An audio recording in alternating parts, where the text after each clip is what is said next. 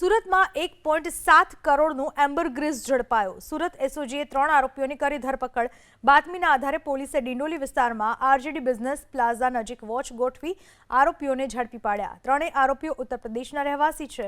આ કેસમાં આગળની કાર્યવાહી માટે વાઇલ્ડલાઇફ પ્રોટેક્શન એક્ટ 1972 હેઠળ ગુજરાત ફોરેસ્ટ વિભાગને સોંપવામાં આવ્યો।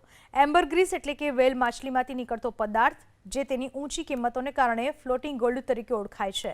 ભારત સહિત અનેક દેશોમાં તેનો વેપાર ગેરકાયદેસર છે।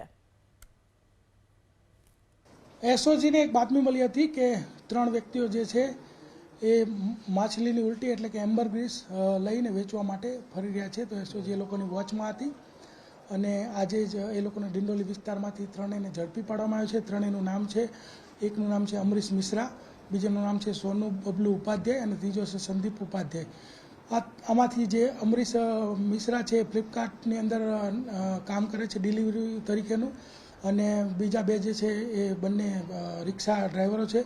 1 કિલોગ્રામ અને 71 ગ્રામ માછલીની ઉલટી એટલે કે એમ્બરગ્રીસ પકડી પાડવામાં આવ્યું છે, જેની આંતરરાષ્ટ્રીય કિંમત છે 1,07,10,000 રૂપિયા। અને આ જે છે એની પૂછપરછ દરમિયાનમાં ખબર પડી છે કે આ જે અમરીશ છે એમ્બરગ્રીસ માછલીની ઉલટી તેઓ ભરૂચ 2 વ્યક્તિ પાસેથી લાવેલા। એકનું નામ છે ધીરુ વાઘેલા અને બીજું છે ઉમેશ ભાલિયા। બંને 2 થી 3 મહિના પહેલાં એ લોકોને વેચવા માટે આપેલી હતી અને 1 અઠવાડિયાથી આ લોકો વેચવા માટે સુરતમાં ફરતા હતા અને આ રીતે એસઓજીને હાથે ઝડપાઈ ગયા છે।